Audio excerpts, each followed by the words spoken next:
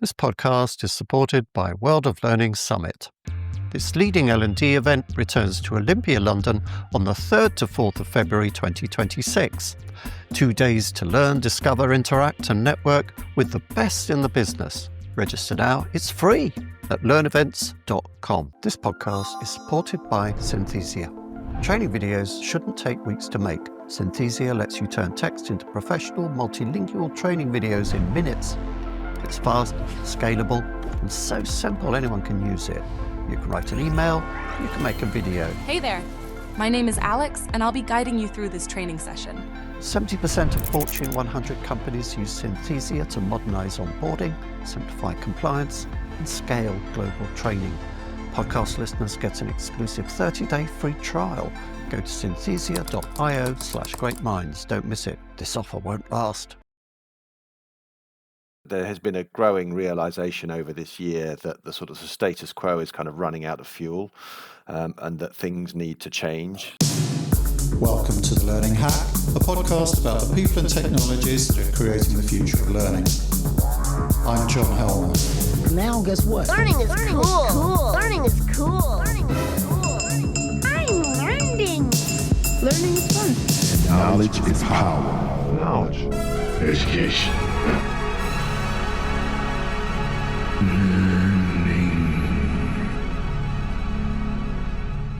It's that time of year again when we look back over the past months and ask ourselves, what the happened? But to stick with events in the learning and people profession, well, it's been another year of tightening budgets, tougher buying cycles, shifting vendor positions, and the ever-present hum of AI in the background, sometimes helpful, sometimes unsettling, always moving faster than anyone feels comfortable with. To help bring a bit of mature analysis and insight to this complicated picture, I reached out to a friend of the podcast who sits at one of the best vantage points in the industry. Hack Facts. Myles Runham is Senior Analyst at Fosway Group, Europe's leading HR, talent and learning analyst firm. He specializes in the digital learning and learning systems landscape, advising large organizations on market trends, technology strategy, and supplier capability. Before joining Fosway, Myles held senior roles in digital strategy and product leadership, including at the BBC and in the private sector learning market. He brings more than 20 years of experience in online learning, product design, and organizational change, and is a regular speaker at industry events across the UK and Europe. We talk AI, real capabilities versus hype. We talk budgets, who's spending, who isn't, and why value is harder than ever to prove. We talk skills, data, and the future shape of the L&D team itself. And yes, we ask Myles the big question. What will be your karaoke go-to at parties this season?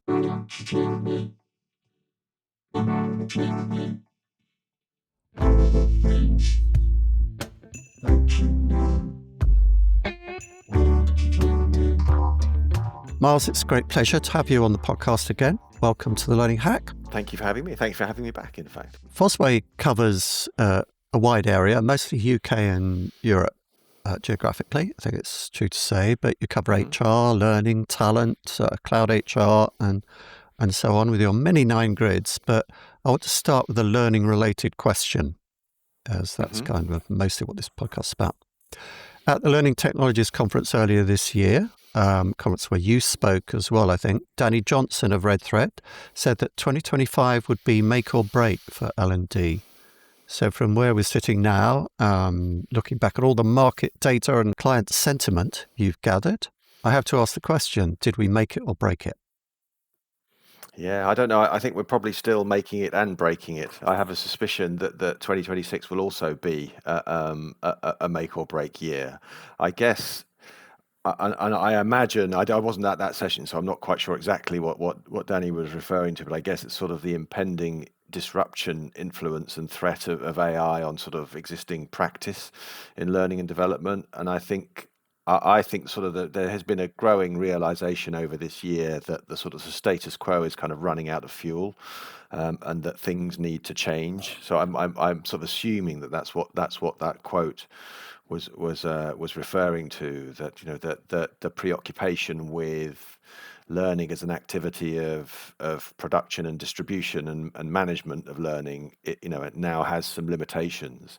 I think though Yeah. perhaps it's clear that the AI and technology is disrupting that, but I think kind of the 2 to 3 years of economic hard times and tough markets, tight budgets, focus on value, etc. I think that's also putting pressure on, and adding to this sense that things have to change. And I think that's true in a lot, and we see that a lot in our corporate research, with budget holders needing to demonstrate value for their budgets, longer decision cycles to acquire and have budgets agreed, longer and more complex approvals for buying decisions, which puts pressure on vendors as well. So I think that's an important part of the story that's played out this year, but also has played out, I think in the last 2 years as well. Without throwing shade on Tony Johnson, who I admire a lot, I'm always suspicious of those kind of this year is we're going to do it or we're not type of pronouncements, or we're at a crisis, things need to change pronouncements. But thinking about it, I'm giving it a bit more thought. I think it's quite possible that she's right in that L&D had to make adjustments this year that might not really show up in terms of change practice for the next few years, or either change practice or bad effects like obsolescence over the next few years. But so I suppose what you're saying there is it's external influences have caused that, but also kind of changes of mindset, and perhaps your verdict would be that both of those things have to change, especially the change of mindset. It leads on quite well to the next question. Fosway tracks both corporate learning buyers and solution providers. What are the strongest signals you've seen this year about where the market is heading? Are organisations in people industries spending smarter or simply less? I think, well, I suppose I think it's a bit more of a yes and answer, but I think it sort of does build on that previous part of the conversation. So I think there is pressure to either, well, I suppose spending less is because the holders of the purse strings are just simply keeping budgets where they are or reducing them. So that's sort of that's a circumstance that's rather given to L&D within most organisations. The sort of some L&D teams and leaders have more influence over winning that extra budget than others. So I think that's a sort of a factor of the economics of many markets that L&D teams find themselves in. But I think there is a real need to spend smarter, and I think that's not just sort of getting more for your money, although I think that's an important consideration as well. So wrapping more and bundling more solutions into an existing budget, is part of that. But I think it's seeking greater value as well, and I think the economy has brought L&D to that place finally, where sort of evidence of value, or the ability to demonstrate value that you're from your buying behavior, has become a much more commonplace factor. It's not true for everything.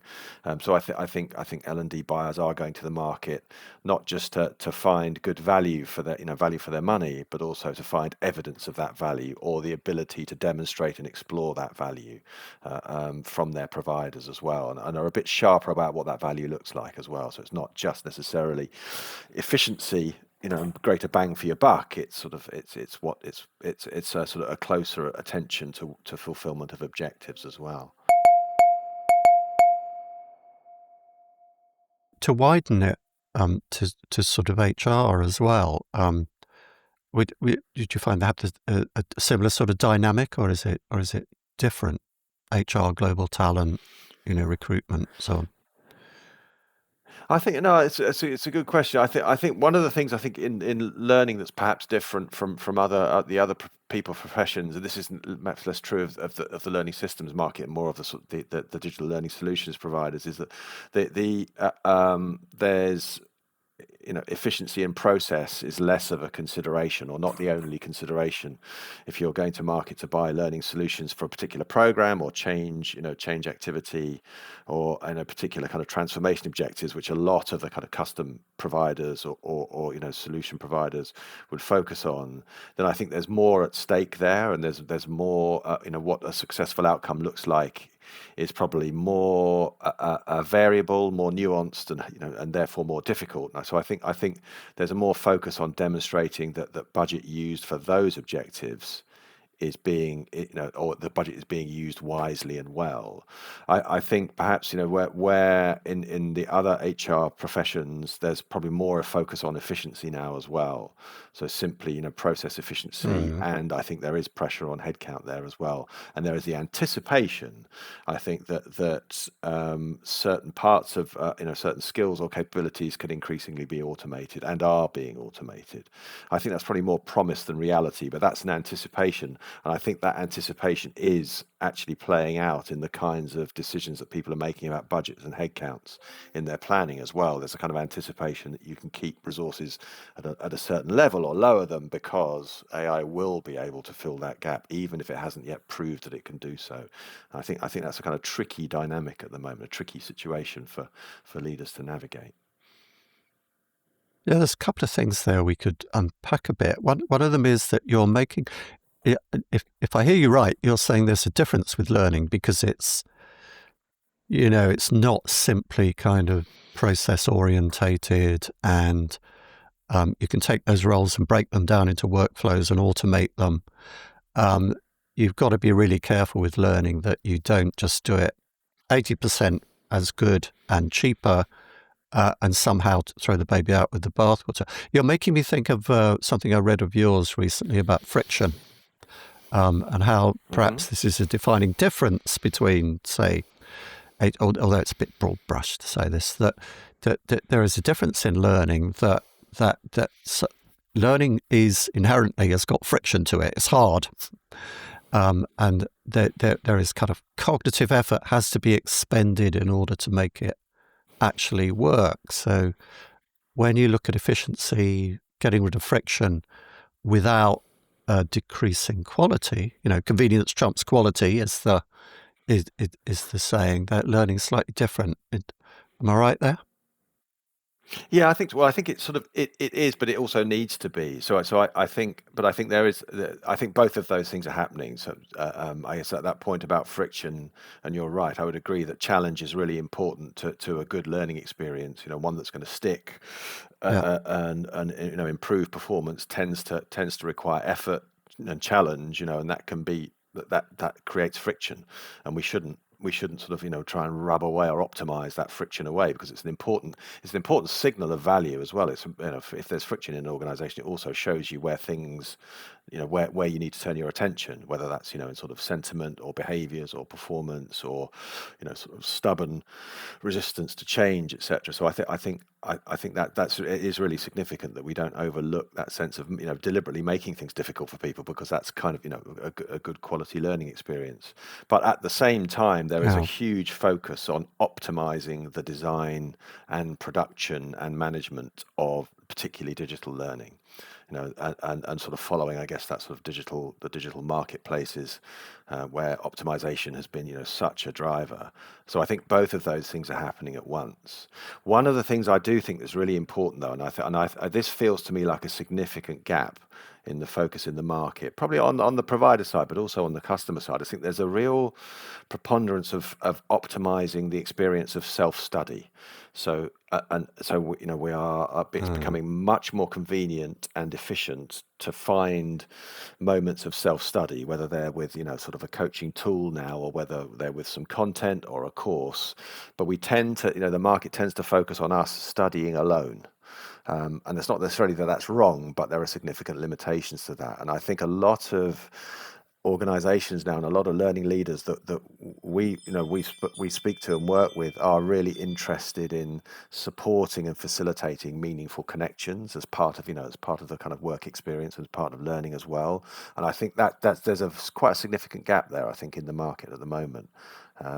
So I think there is opportunity there, but also I think there is a bit of a challenge and a problem there as well. Yeah, I have heard that similar theme from various people over the last year at one of the Iventif events I did. That was coming across very strongly as well. People are a bit worried about the kind of communal side of learning getting lost in the hyper individualization with all the personalization going and so on. I should say about the question I asked there, I don't want to overgeneralize about other areas of the people industries. I mean, recruitment, you can do it a lot quicker and a lot cheaper, but if you end up with a load of muppets, then it's been kind of self-defeating. You can shoot yourself in the foot. But I think that feeling that we think there's something special about learning has to be justified.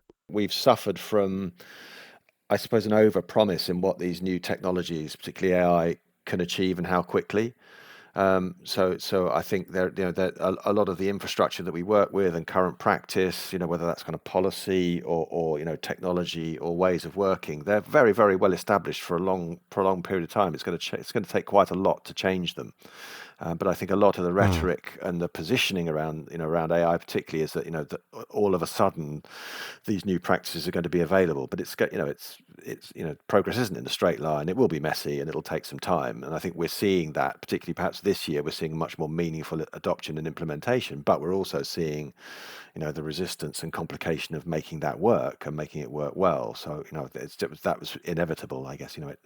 Progress takes longer than we expect, or longer than promised, perhaps is more realistic. Yeah, we're moving towards talking about AI, and I think one of the things that induces a real sort of uncertainty at the moment is, we can see that business is going to be re-engineered and is being re-engineered around the capabilities of AI, but it doesn't feel, because of the pace at which AI is developing, which is really quite dizzying, it doesn't, although, perhaps a bit slower than some people suggest, it in terms of business cycles, it's fairly dizzying.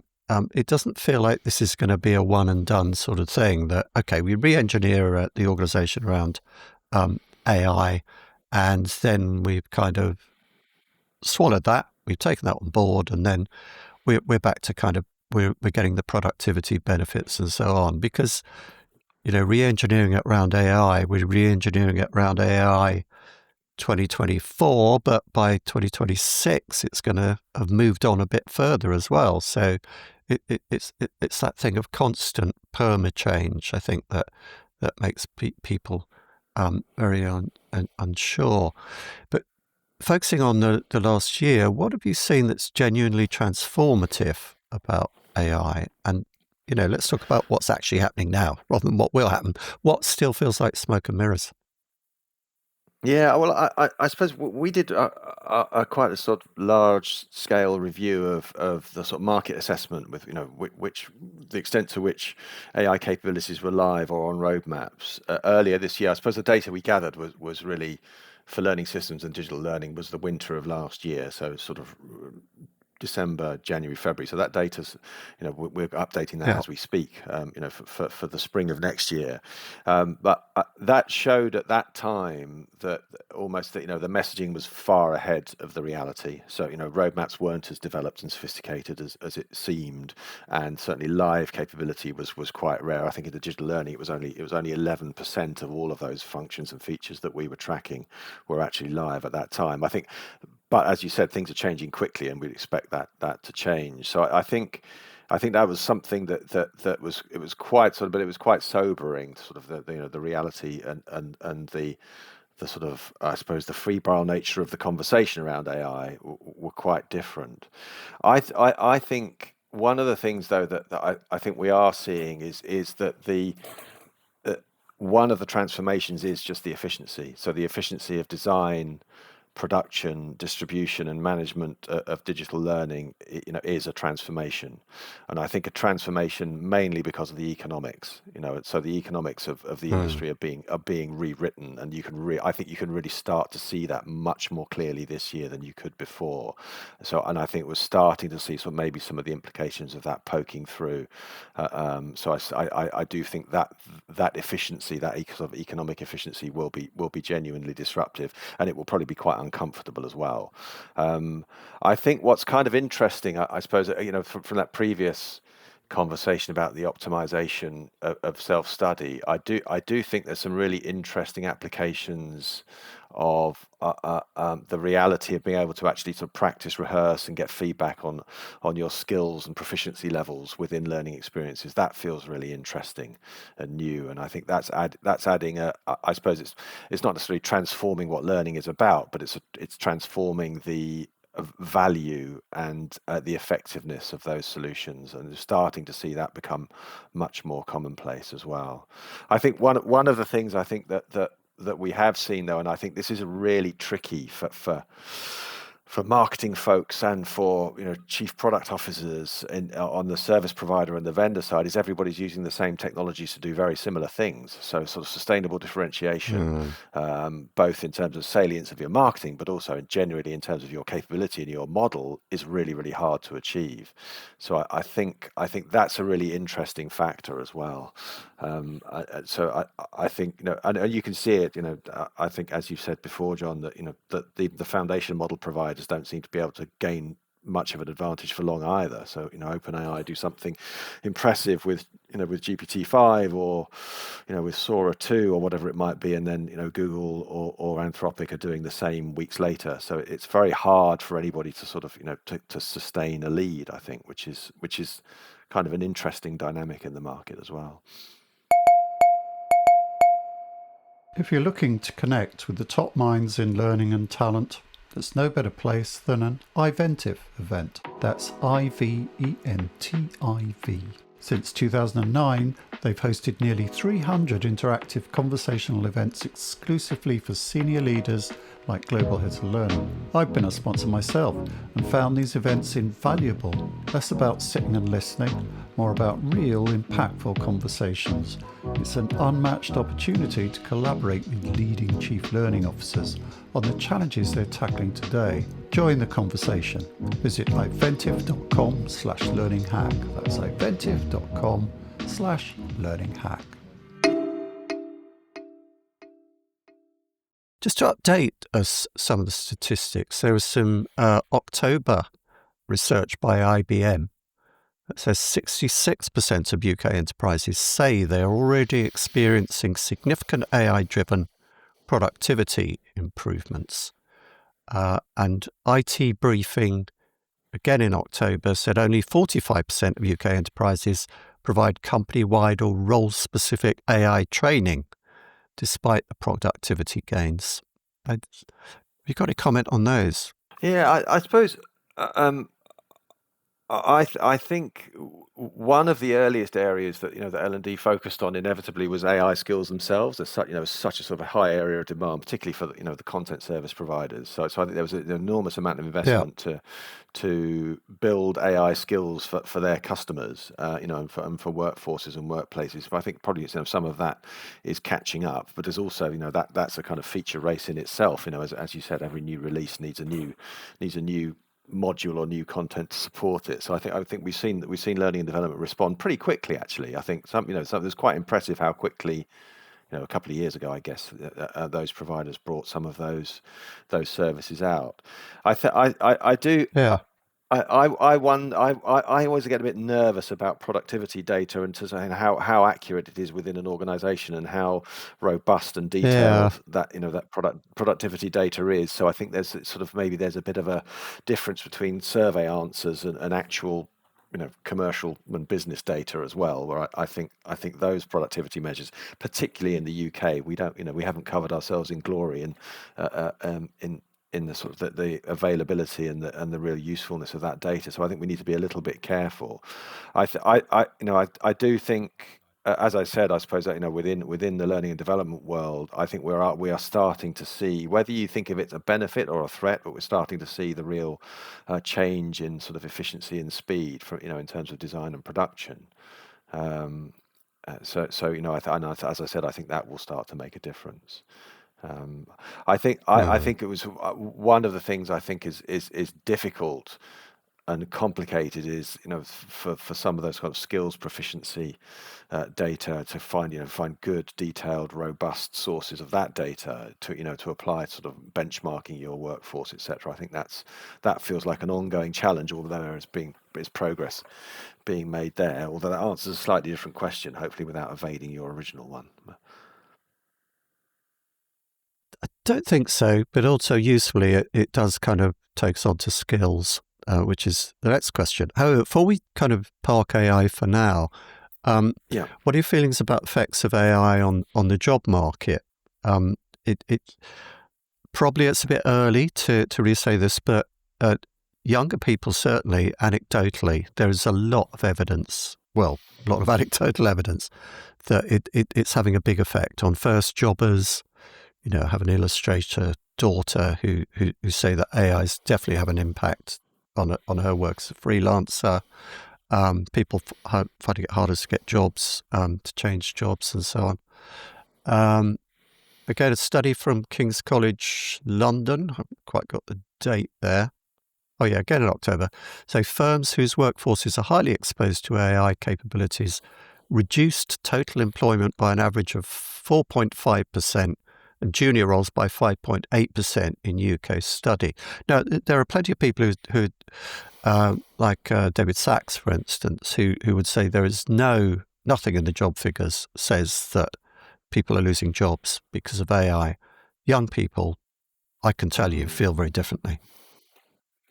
Yeah, well, I think perhaps it's not necessarily that people are losing jobs; it's they're finding it harder to get work. I think that's to get them in the first place. Yeah.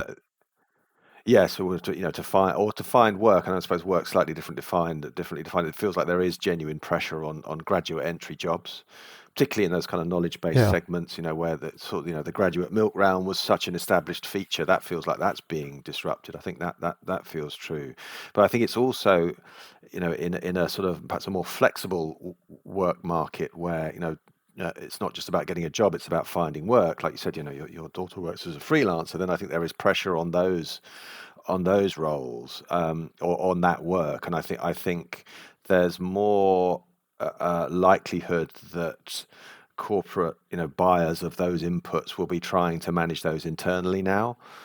Using their own upskilling internal teams and using other tools to try and sort of manage some of that internally for perhaps the more business as usual and less complex needs. I think that's a factor. I think one of the things that does seem to be happening as well, though, is that kind of freelancer rates might be under pressure as well, because as more of those business as usual kind of tasks or activities within a particular workflow are automated, that's putting pressure on those kind of daily or hourly rates for some of those for some of those roles as well. So I think those things I do think are starting to happen.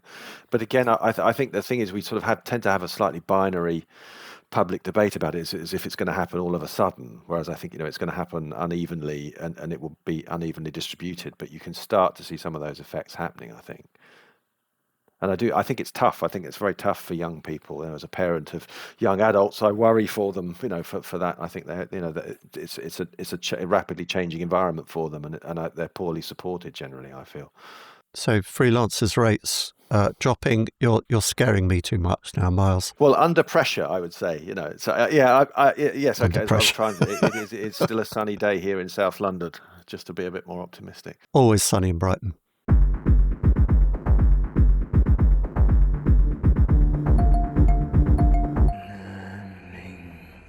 Everyone's been talking skills for several years now, but this year it really showed up in your research as the top of mind priority.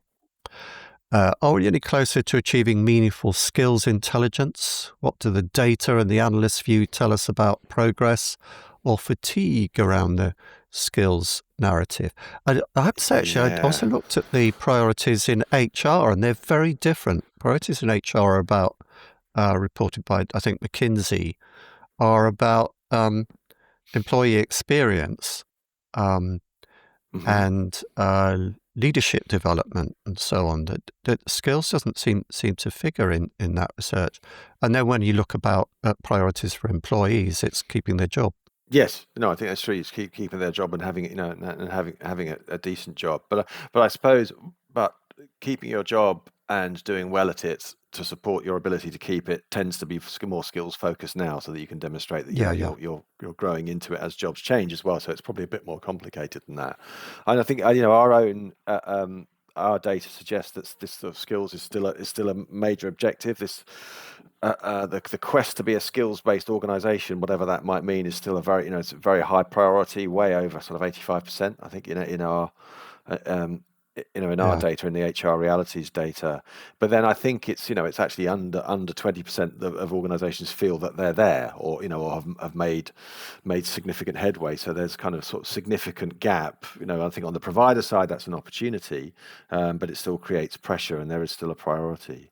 I suppose in terms of skills intelligence, it tends to be the specialist providers who are focused on that, which tend to be sort of AI native providers as well, who are looking to provide that kind of rich and scaled skills intelligence to for both recruiting and for skills development in organizations. And I think that they tend to be leading the market, but the extent to which then the sort of maybe the big HCM sort of big box providers are catching up is changing as well. So I think that's an important factor. I think a lot of those leading providers, though, they seem to be focusing on looking at tasks as well as skills, so to be a bit more sort of granular and focused on what it actually takes to perform a skill and what those skills are made of, and then therefore kind of how you can kind of observe them and measure them, which I think is kind of an interesting change. There's also an interesting change there where they're sort of preparing for the arrival of AI in the workforce, sort of maybe some kind of, AI capability in the form of, sort of agents performing tasks in workflows. And I think it's kind of important, I suppose, in that respect, that you need to break a skill down, because AIs don't learn skills, they perform tasks. So identifying where those automated or automatable tasks are is kind of important as well, which is one of the reasons they're focusing on tasks, to a greater extent than they used to as well.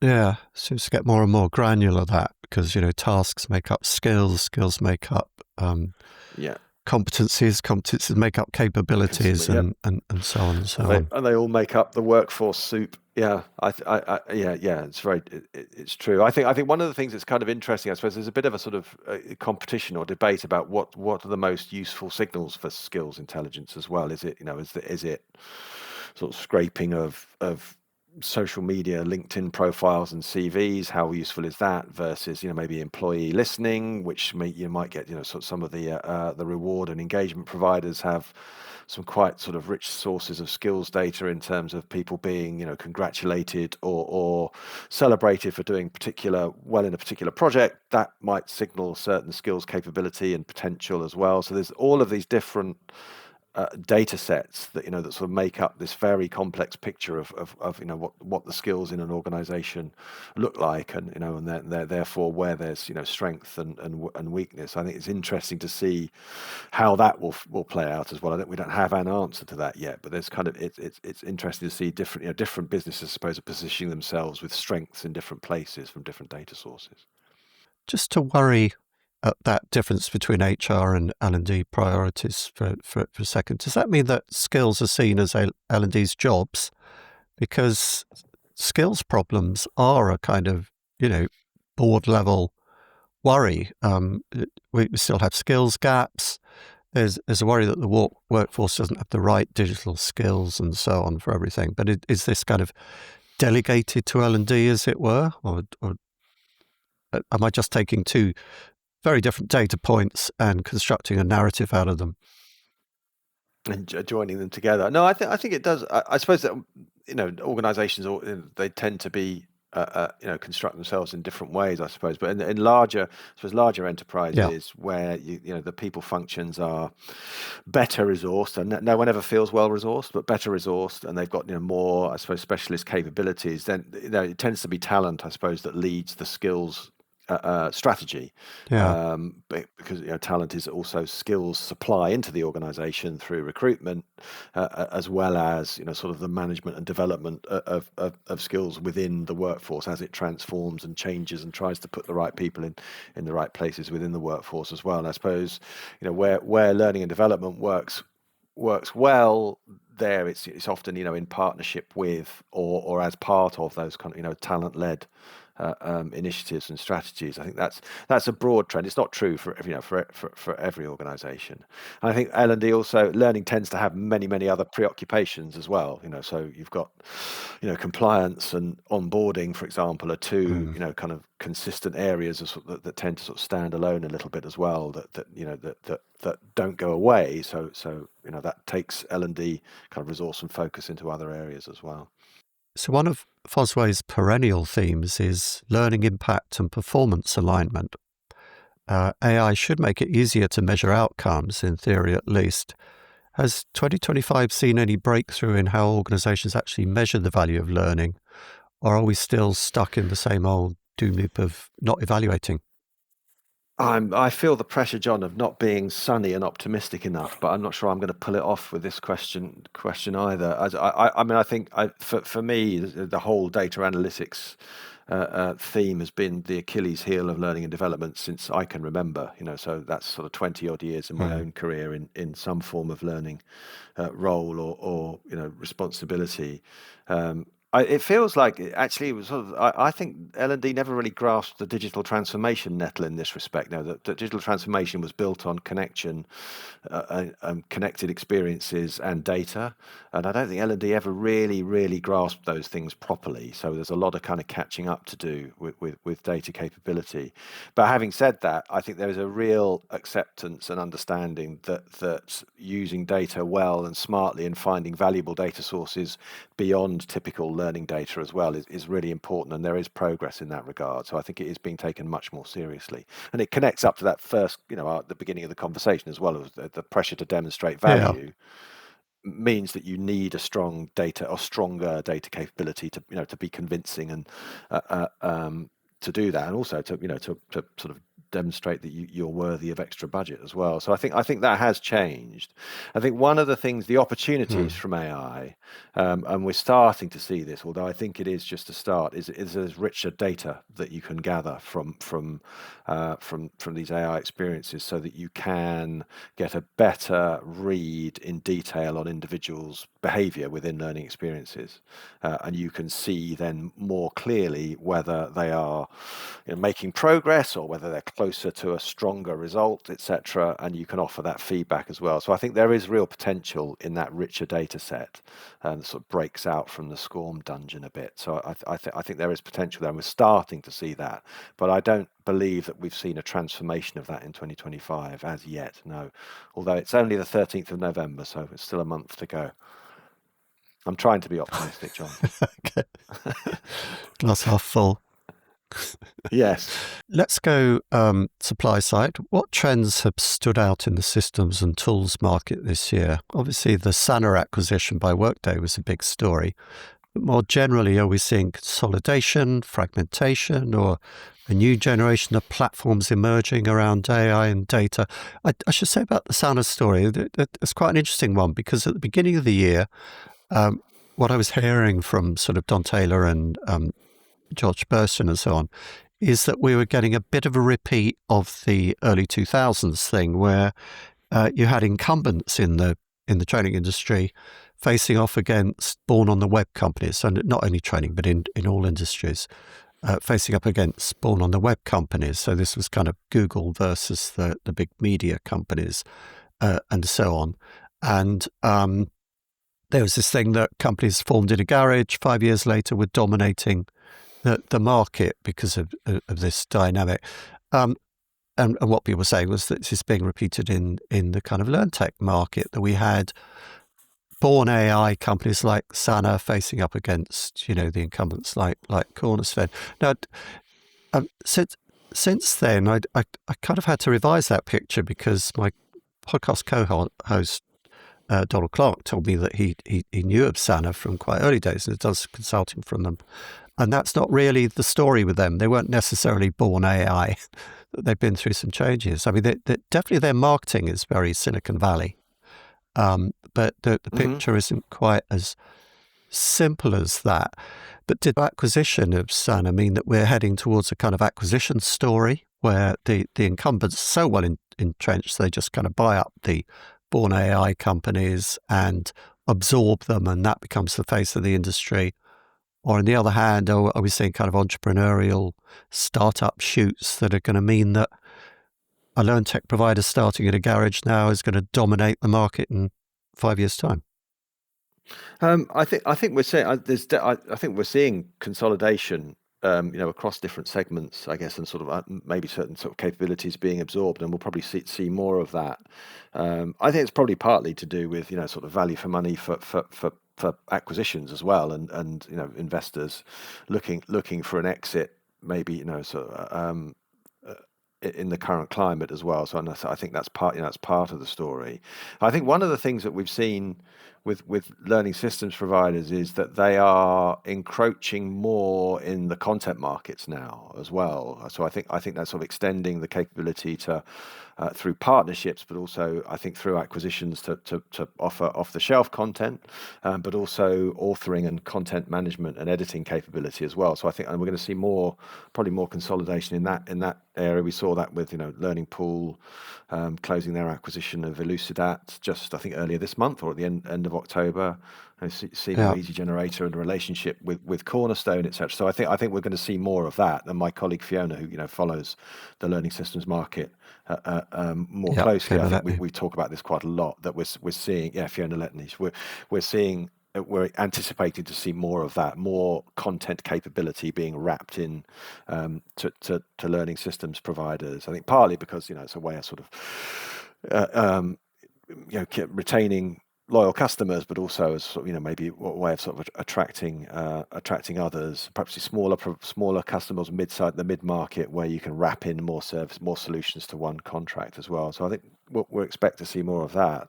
I think we are starting though. I think it's always perhaps it's been a bit slower than anticipated, but I suppose these sort of AI native startups feel like that they're encroaching on the market. We've seen sort of maybe in the last 12 months.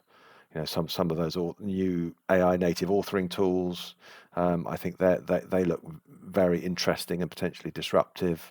I think some of the synthetic media providers are much more focused on, the learning content market in a way that they maybe hadn't been perhaps 12 months ago as well. So I think there's probably sort of some new entrants there. They might not be sort of fresh native startups in that respect, but I think there is some sort of disruption there as well.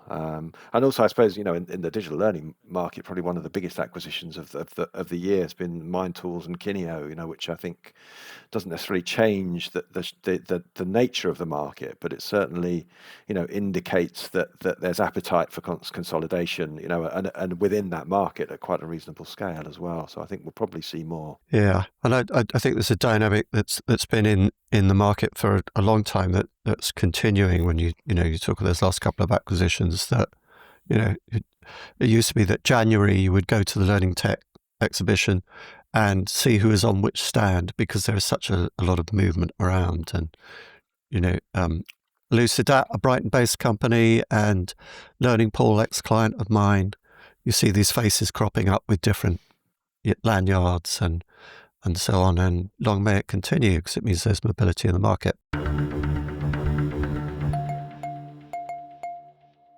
Based on your conversations with senior practitioners, how is the role, let's get a bit parochial again, how is the role and shape of the L&D team evolving?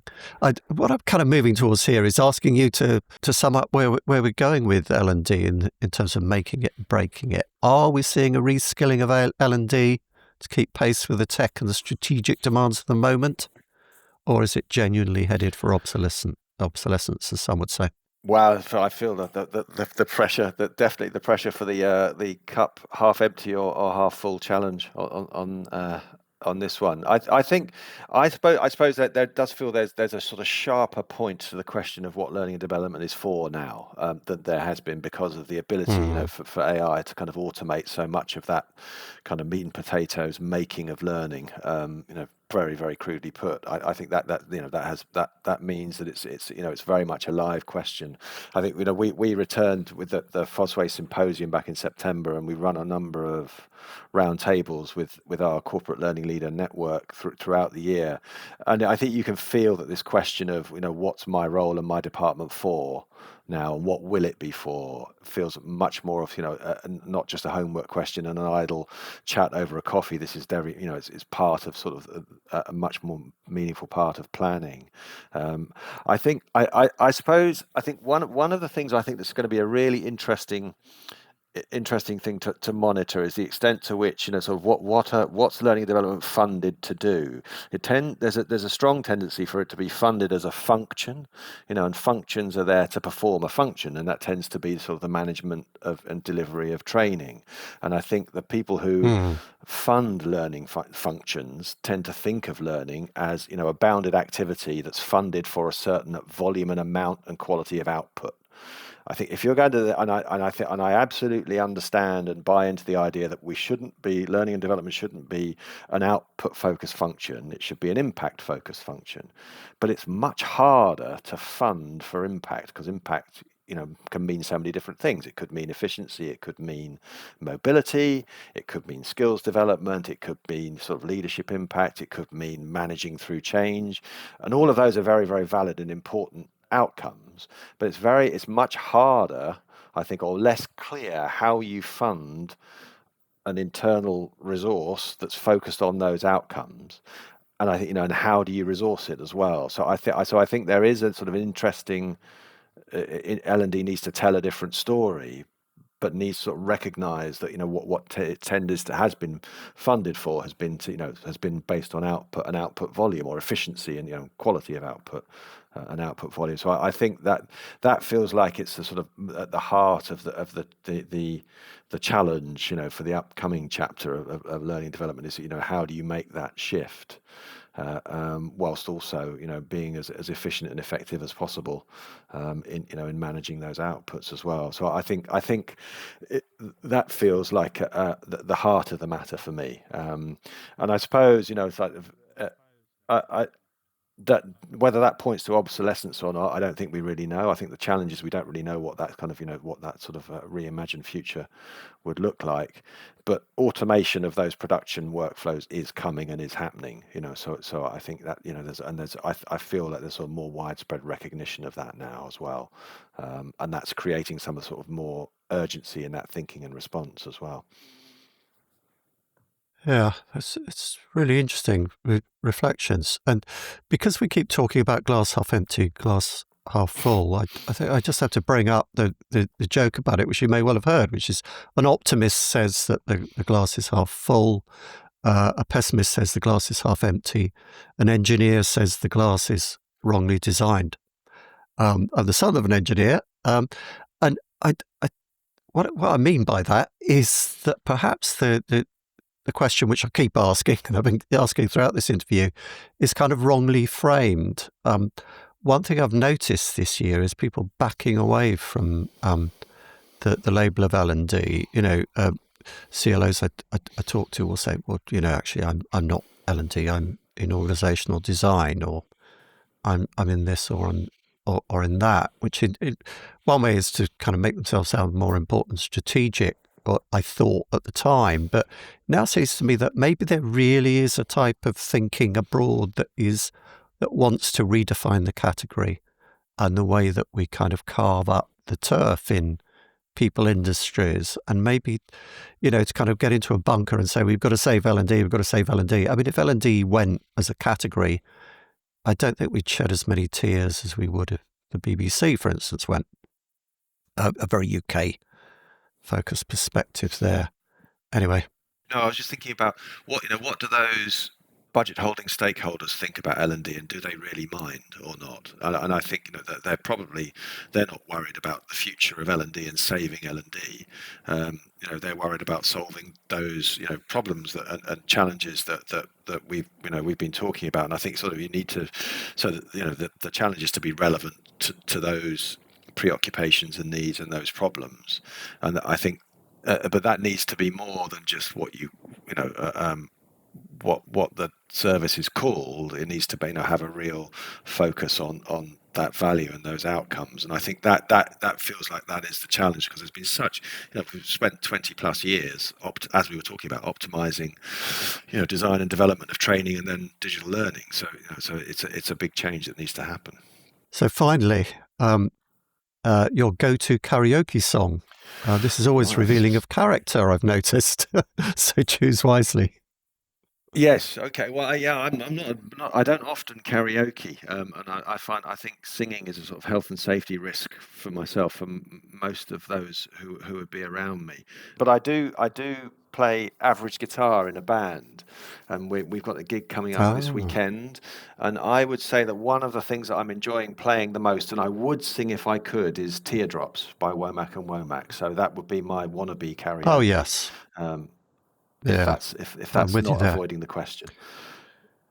Yeah, I wouldn't try to sing it. My karaoke favourites are all things that are on 3 notes or sung by non-singers like David Byrne or Bob Dylan. Yeah, I'd probably go for the Clash. If I had to sing, I'd go for "Should I Stay or Should I Go?" I think, because I think you can passably just raise your voice to that one. So. Yeah, for me, it might be another Clash number. But again, I don't think at my advanced age I could rise to that level of adrenal output to address a vocal in the way that Joe Strummer did. Anyway, it's been brilliant to hear your reflections on L&D, HR, and all the rest of it. Thank you very much for coming on again and taking the time. No, it's been great. Thank you for having me, John. It's been a fascinating conversation. It's made me think quite hard, which I do value, although sometimes uncomfortable, but thank you very much. That's all on the Learning Hack podcast for this time. Many thanks to our guest and to our sponsors. The Learning Hack is completely independent and transparently funded by sponsorship. It is produced by John Helmer and hosted by him and also me, Mariana, a Synthesia AI avatar. If you want to help others find us, please like, follow, rate, review, and subscribe wherever you get your podcasts or on YouTube. Until next time, stay curious, learning people.